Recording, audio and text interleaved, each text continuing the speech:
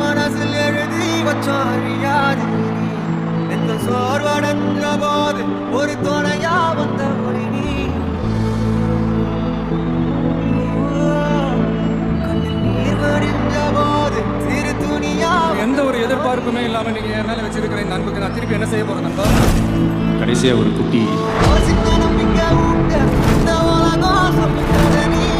அந்த கதையை மீற அவதரிச்சு வந்த நிஜம் நீ